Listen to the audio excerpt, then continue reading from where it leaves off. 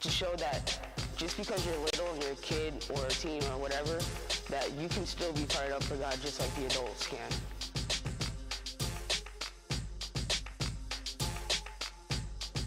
When you're united for Christ, you're always ready to share the word with other people. Hey, how's it going, everybody? Tyrone Smith, the youth minister here at the Church Without Walls. I'm super excited to get this thing going as we close out the Can You Hear Me Now series. Harmony, can you hear me? Yes, I can. Good deal. Hey, so remember, let your friends know, let everybody know, like, subscribe, or share. We're about to close this series out, and it's about challenge you in regards to being and knowing that God has called you to do great things, but can you hear him? But the key is, how will you respond? Harmony, you ready to get this thing going? I'm very ready. Give the people what they want.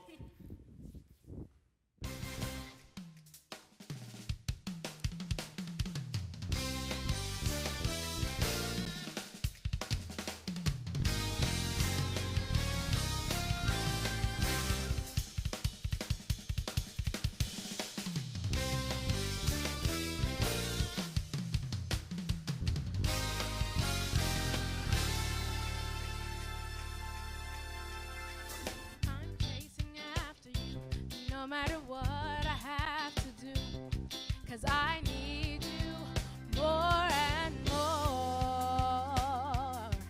I'm chasing after you, no matter what I have to do, 'cause I need you more and more.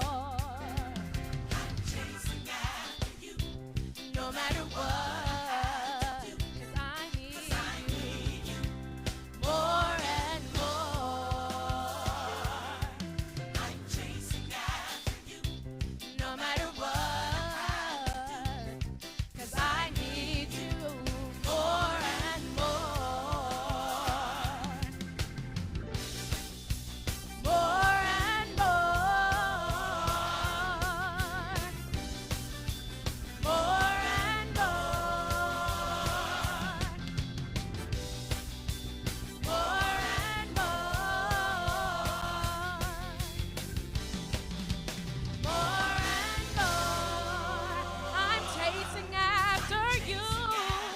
No matter what, 'cause I need you more and more.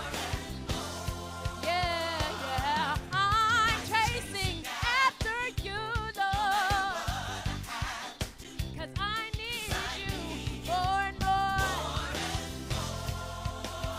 More and more.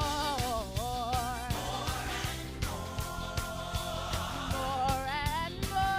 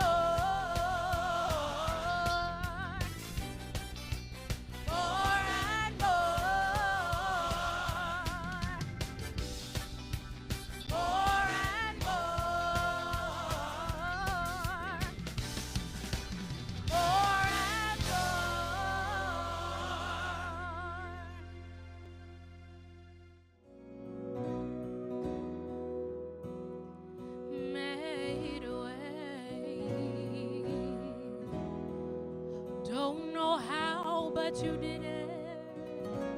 Made a way. Standing here,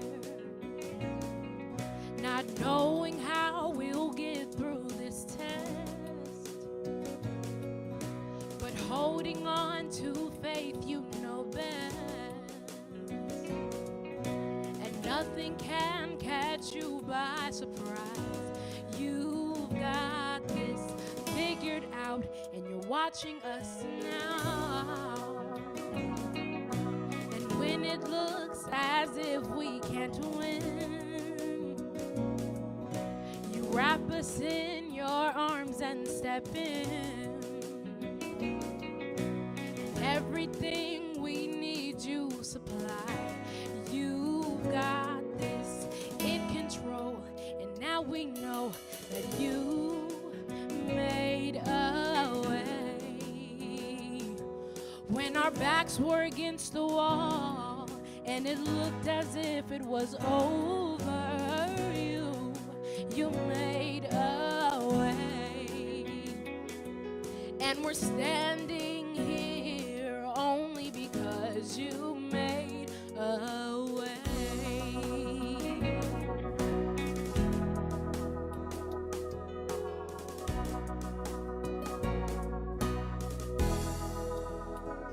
And now we're here,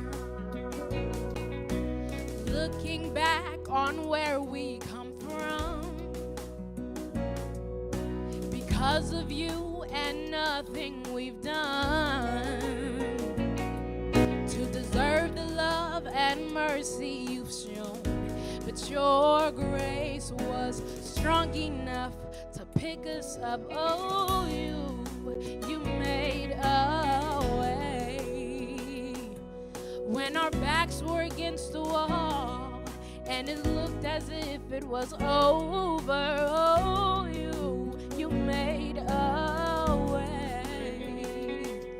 And we're standing here only because you made a way. You made a way.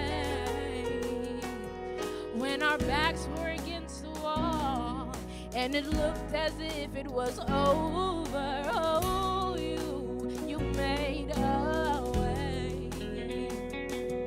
And we're standing here only because you made a way. Oh, and you move mountains and you cause walls to fall with your power. You perform miracles. There is nothing that's impossible. And we're standing here only because you move mountains, you cause walls to fall with your power. Perform miracles. There is nothing that's impossible. And we're standing here only because you move mountains, you cause walls to fall with your power. Perform miracles. There is nothing that's impossible. And we're standing here only because you made. And we're standing here only because you made. We're standing here only because you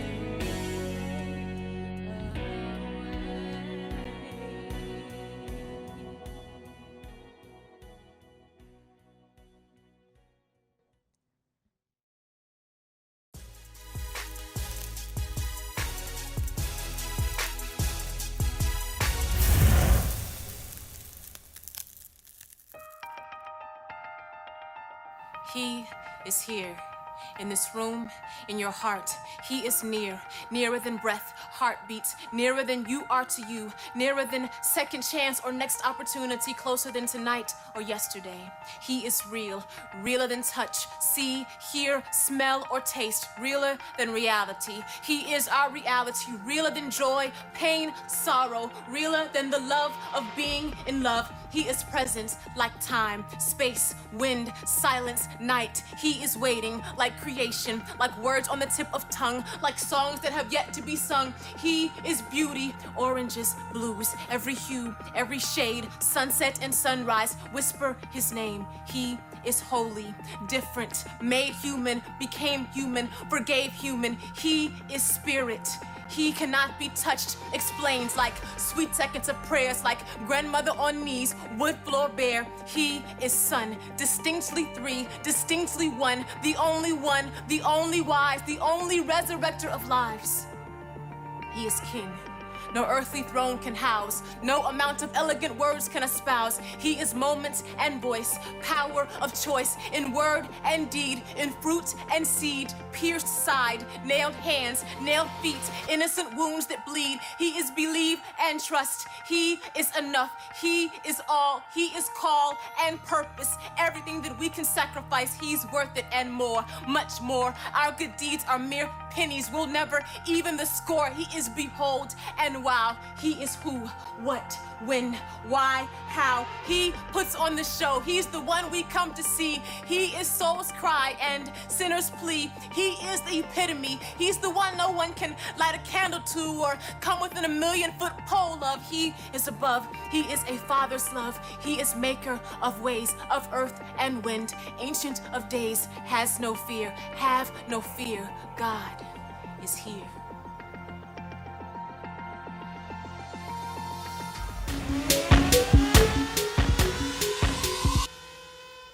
Hey, how's it going, everybody? I'm really excited, man, to actually close out this particular series. Can you hear me now? It's been a phenomenal past 4 weeks where we talked and dialogued and discussed about what it truly means to actually hear from God. Yes, I know you're actually checking me out and like, man, does the brother have a bullhorn in his hand? Yes, I have a bullhorn. And the reason why I actually have this bullhorn, because there was a point I wanted people to hear me. Yes, I needed them to hear me like loud and clear, like very clear. So I actually had a bullhorn. And you may be asking, like, man, why did you need a bullhorn? When did you need a bullhorn? Have you ever coached middle school kids? Think for a moment. Maybe, maybe not. But if you've never coached middle school kids, you will have no idea what I'm talking about. So here it is. My wife and I, we're the volunteer coaches at our son's school. We're the middle school track coaches. And so we support the track team. And then, like, I'm trying to get the kids' attention, right? I'm, like, yelling and I'm screaming at my loudest, and yet these kids could not hear me. And I told my wife, I said, you know what, Monica? We have about 4 bullhorns. Yes, we have 4 bullhorns in our garage, and don't ask me why, but we have 4 bullhorns. And this is like the largest of the bullhorns that we actually have. Yes, and so I told my wife, I said, you know what, Monica? I'm going to get the largest bullhorn, and I'm going to take it to practice, the one with the little mic on it. And I'm going to make sure I have the bullhorn with the supersized batteries so the kids can hear my voice clearly. She's like, Tyrone, really? I'm like, yes, I'm taking the bullhorn. So I took the bullhorn to track practice. And I'm ready to start calling kids names so they can hear and understand my instruction in regards to my guidance on the track. You know, arms and knees. I need your knees, toes up. I'm trying to bark out instructions. And my bullhorn didn't work. I put brand new batteries in the bullhorn. This is the biggest bullhorn in the Smith household, and I was unable to use it. But I needed it to work. And my wife, she was like, Tyrone, like, really, what you got to understand, it's all about the relational capacity. I'm like, what do you mean? She's like, it's the relational capacity. I'm like, okay, she's getting spiritual right now. She's like, what you got to understand, Tyrone, by you connecting and engaging with the students over the next couple of weeks, and they get to know you and you get to know them, by you spending quality time with them, they will know your voice. They will hear you call, and they will answer. You won't have to yell. You will not have to scream. You will not have to get one of the 4 bullhorns that we actually have at our household and get the biggest one, by the way. Just relax, spend time, connect, and engage with the young people And I can assure you, based on your relational capacity, they will hear you, right? They will answer the call, they will heed instructions, and they will be okay. And I was like, thank you, beautiful wife of mine. And so think about this. With this particular series, it is titled, Can You Hear Me Now? And God didn't use the bullhorn when he got Moses' attention, Paul's attention, or Samuel, or countless others in the Bible. Just a voice, sometimes a whisper, but a voice. It wasn't a loud, booming voice, but it was a voice. And this series is really designed, as we talked about before, to really understand and know the call that God may have for you in your life. And we're going to just do a recap over what we talked about for the past 4 weeks and how Jesus called others, how God called others. And it was done in such a unique way. And remember, when he calls them, number one is because he has a relationship with them when he called them by their name. But in this series, he called individuals by their name twice. That means he has a close relationship with them. And whatever it is he's going to say was super important. And so what I want y'all to think about for a moment, when you think about, can you hear me now, and the call that God may have for any one of you, is more so about how do you respond. Think about that. It's all about how do you respond. And we're going to read today's scripture, and we're going to see how a couple of individuals responded. And I'm going to break down the acronym for respond to give you biblical guidance, knowledge, and understanding about how you should respond and things that go into your response, all right? So we're going to read from Matthew 4, verses 18 through 22, all right? As Jesus was walking beside the Sea of Galilee, he saw two brothers, Simon, called Peter, and his brother Andrew. They were casting the net into the lake, for they were fishermen. Come, follow me, Jesus said.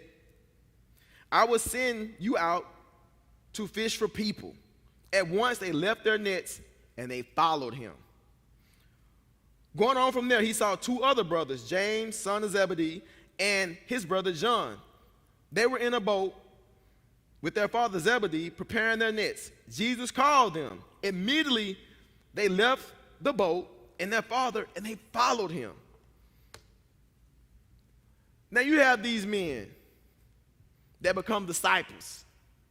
And here it is, God in the form of man, and Jesus, he actually go and he calls them. He said, man, stop what you're doing. I need you to roll with me.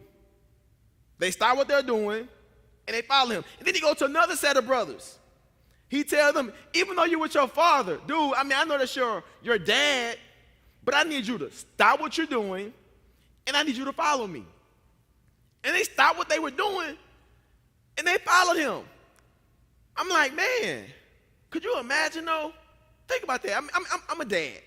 I have two boys, TJ and Tyler. And then some man just like rolled up. It was like, TJ and Tyler, I need you to like stop what you're doing. I need you to follow me. And I'll be like, oh, yeah, I y'all mind. But Jesus, man, he had it like that. God in the form of man, he actually had it like that.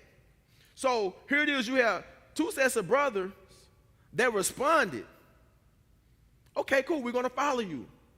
But not everybody respond like that. If God is calling you, how do you respond? If God is challenging you, how do you respond? And what we're going to do today, we're going to break down the stories that we covered over the past couple of weeks, and we're going to break down in regards to how you should respond. Number one, when you think about respond, it's about realization. It's about realizing that God has a purpose and a plan for you.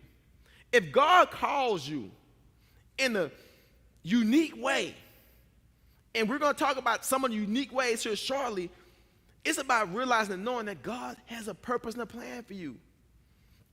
You could not have told me when I was in the 5th grade, this troubled kid at Ridgemont Elementary that got in trouble all the time, that people picked on me, talked about my head was too big, I was antagonized, I was bullied, I had low self-esteem. You could not have told me as a 5th grader or a 4th grader or a 7th grader or a 9th grader that God would actually have a purpose and a plan for me in my life.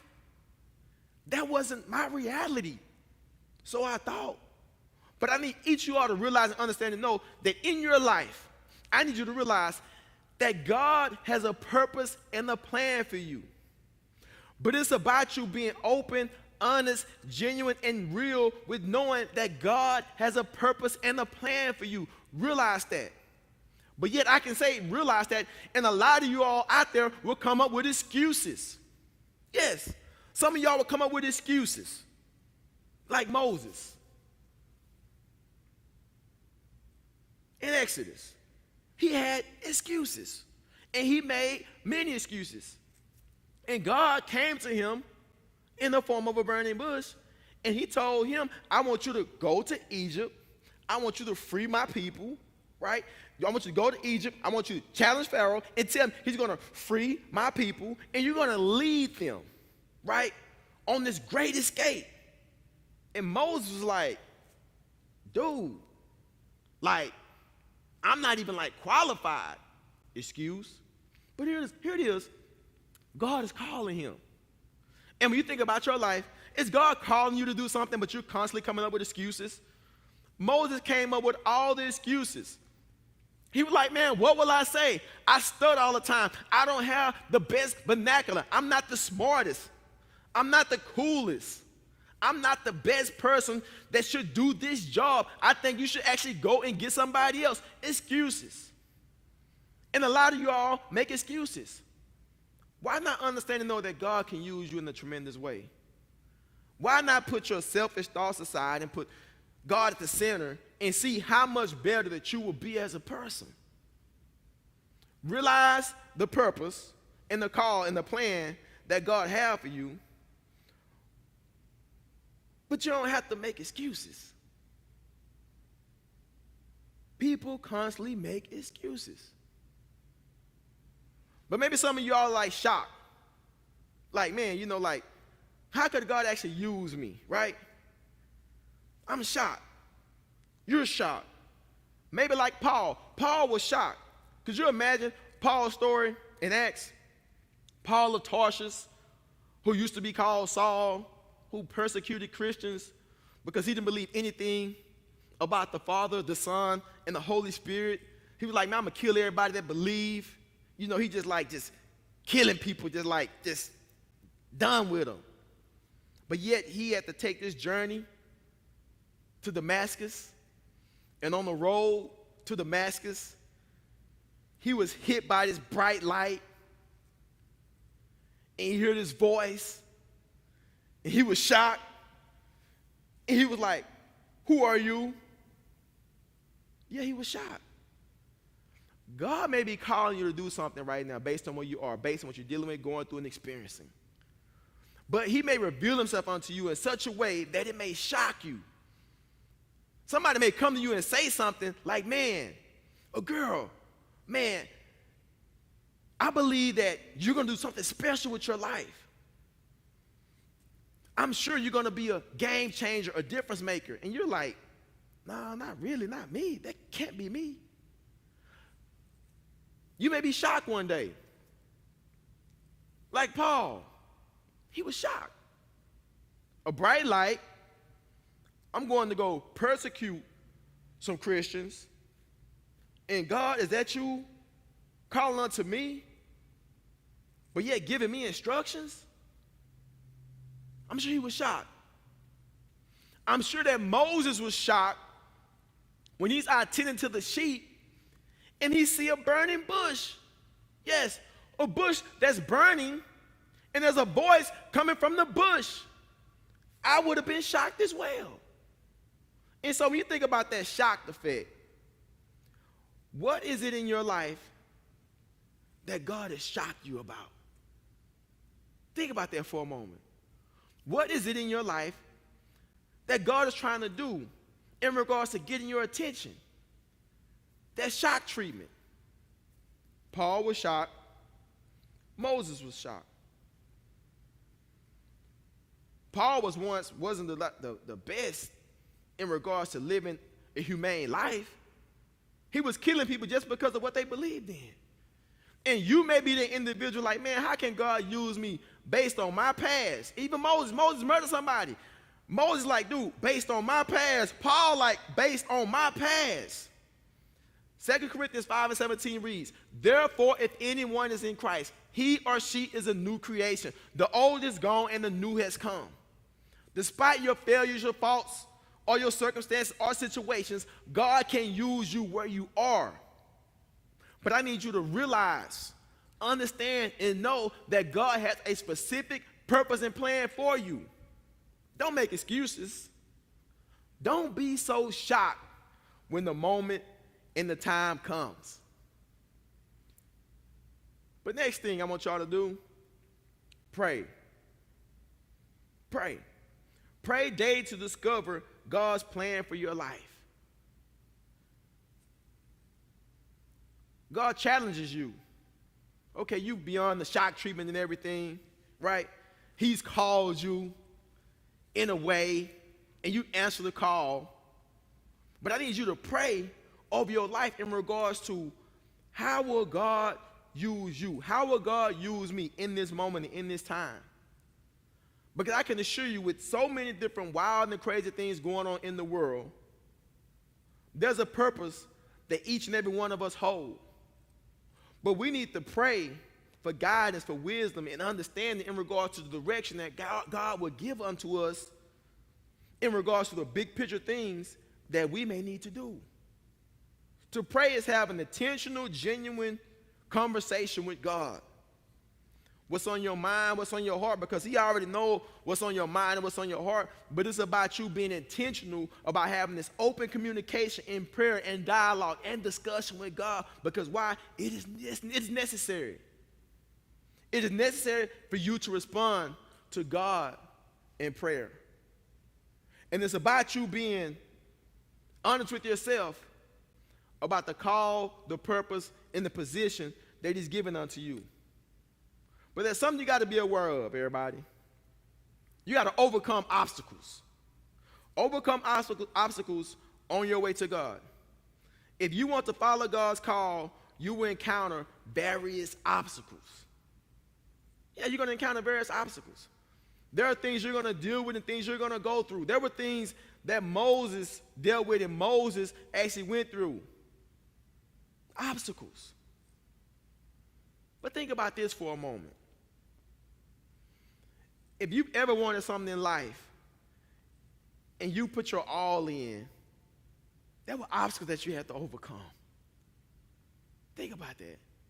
You're going to face obstacles. I remember I was playing football one year, and I remember talking to this guy about ministry and about life and about being a believer. And one of my teammates was like, man, it don't take all that. And I'm just like sitting up here like, man, like, dude, why? Number one, I'm not even talking to you, number one. Like, why are you in this conversation? He's asking me some pertinent, specific questions, and he's just hating. Understand this, guys. There's a hater born every 2.4 seconds, but you have to let your haters be your motivators. Guys, understand this. Haters actually motivate you to get beyond the circumstance and the situation in regards to a hater is an obstacle. Failure, unforeseen situation, obstacles come up. People come up that are used as obstacles, as haters in certain circumstances and situations. But understand this. If God has called you to do something, be true to it. Moses had to be true to it because he had obstacles. He had to prove to Pharaoh all these different things that were necessary in regards to the bigger picture, but they were just obstacles. Don't let anything hold you back, because for the past 4 weeks, we've talked about in depth about what it means to really answer the call in regards to your life, your purpose, and your mission. It don't matter what people say or think. It don't matter what happened, because life happens. We're dealing with a great obstacle right now, COVID-19. We're dealing with COVID-19, but yet ministers around the world, teachers around the world, cameramen, women, AB teams around the world are not going to let COVID stop them from proclaiming the gospel. We're coming to you virtually right now. Facebook, Instagram, YouTube. We're coming to you virtually. We're overcoming the obstacle. We can't let COVID-19 hold us back from fulfilling the purpose that God has given us.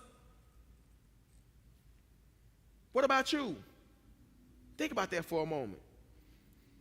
Obstacles are a part of life, but it's about how you approach the obstacle when it's before you. All right, here we go right here. How do you respond in nourishment? Nourish your life by connecting with someone that can support you in your journey with God, right? You got to nurture that relationship. You got to nourish a relationship. You got to make a connection to have an intentional accountability, a mentor. Think about it. If you want to nurture your relationship with God in regards to answering the call, connect with somebody, hear what I'm saying? Connect with somebody that can hold you to the expectations that God would actually have for you, whatever it is. Think about that for a moment. Connect with somebody.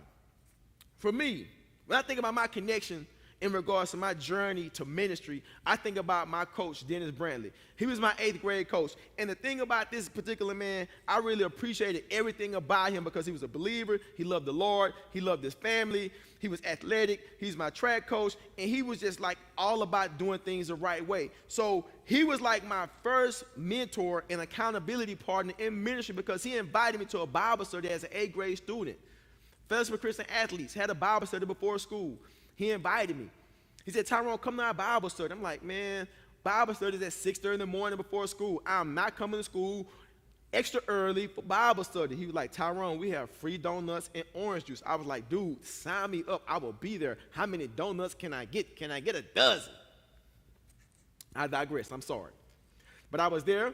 But I had no idea that free donuts and orange juice was going to change my life. And so here it is. The donuts and orange juice changed my life. I connect with Coach Brantley. I connect this and have this nurturing relationship in regards to growing spiritually as a young man. I found my life scripture, Proverbs 3:5-6, by being a part of the study. Proverbs 3:5-6 reads, trust in the Lord with all your heart and all your ways. Acknowledge him, for he will lead your way and direct your path. So I'm connected with Coach Brantley. He's my mentor. He's my accountability partner.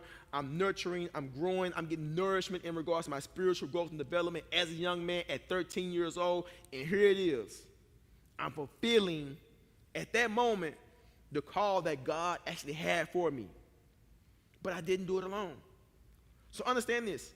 In regards to your life journey, in regards to whatever God will have you to do or be, connect with somebody, a mentor, somebody that will hold you accountable in regards to the expectations and the life journey that God will actually have for you. Think about that for a moment. Think about that. Connect. Be intentional. And that's one thing that we're going to see here as we go to the next point. Devote. Devote yourself to God daily for guidance in your life. Make time for God. When I think about devote in regards to how you should respond, I think about Samuel. In 1 Samuel, God called out to Samuel. Not once, not twice, but 3 times. And when God called out to Samuel, the first couple of times, Samuel actually thought that it was Eli calling him, but it wasn't Eli. And so Eli responded, God is calling unto you. Be in tune to what he was saying. And from that moment on, Samuel stayed close to the Ark of the Covenant. He became more devoted and connected so he can hear clearly what it is that God would actually have for him. And think about this for a moment. It don't matter your upbringing, where you're from, or where you're at. If you devote more time to God, you can clearly hear and see what it is he may actually have for you. Despite the fact that we live in a noisy world, it's about you understanding and knowing your devotion is key.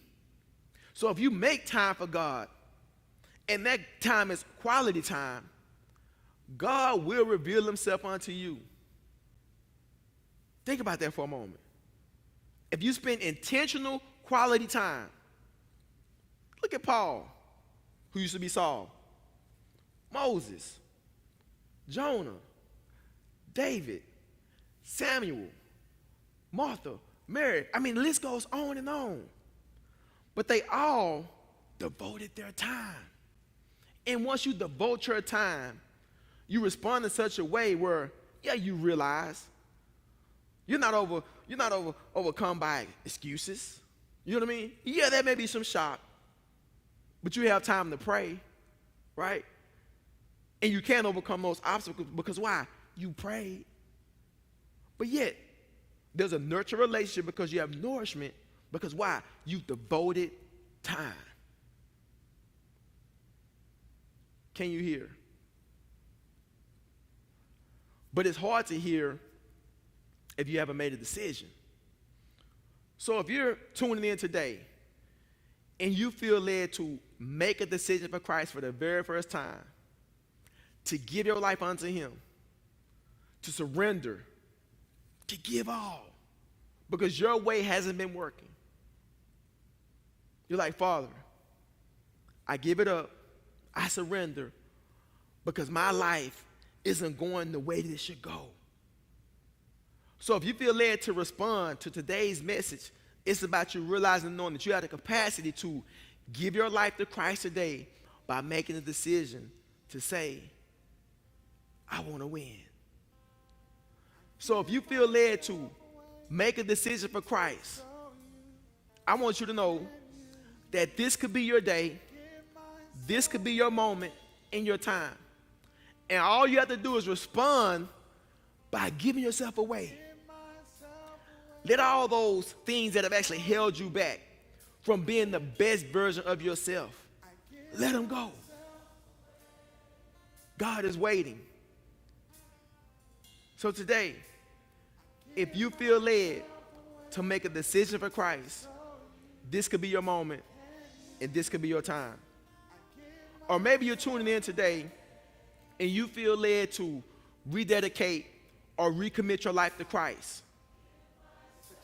It's about you right now. If it's right to be in relationship and fellowship and wrong to be out of relationship and fellowship, hey, hit the reset button. And know that as a church and as a ministry, we're here to help, support, and receive you in your journey. Or maybe you're tuning in today and you feel led to make a decision to join the church membership here at the Church Without Walls. Hey, we're here to accept you and receive you virtually. So if you're here to give your life to Christ today virtually, rededicate your life to Christ, or be a part of the church membership, we celebrate you.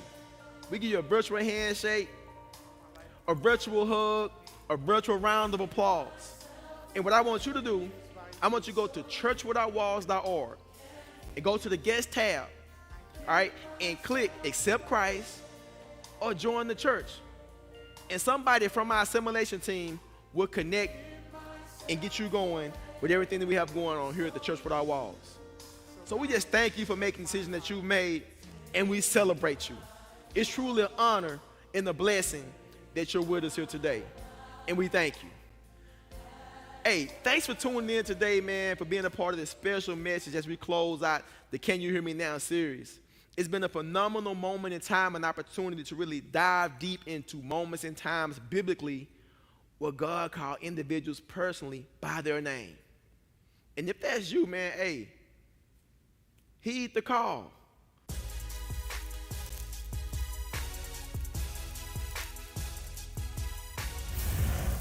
Hey, everybody, hey, man, thank you for tuning in, man, to be a part of Ignite Sunday Live as we close out the Can You Hear Me Now series. Hey, but remember, we need to see you all again on next week. So invite somebody, let somebody know, let the whole world know, man, that we're here at the Church Without Walls with Ignite Sunday Live trying to connect and engage and challenge you all to be all that God has called you to be. So thank you again from the bottom of my heart on behalf of our church, on behalf of our pastor, a.k.a. Dr. Ralph Douglas West, the Big Aristotle, or the Big Belichick. We want to just thank you again for tuning in. So right now, we are about to receive the benediction from our pastor. Dr. Ralph Douglas West. Look this way, I want to bless you as we prepare to go into the world as salt and light. And didn't we have a marvelous worship experience today? We are so fortunate to live in an age where we have this kind of technology, where we can bring the gospel of Jesus Christ into your home. In fact, a theme we can use is bring God's house to your house. The Lord bless you and keep you. The Lord make his face smile upon you and be gracious unto you. The Lord lift the light of his countenance on you and grant you his peace. And may the Lord bless you when you go out and come in, when you rise up early and settle late, in your labor and in your leisure, in your laughter and in your tears, until that day when we shall stand at the feet of Jesus, where there's no sunrise or sunset. Be encouraged.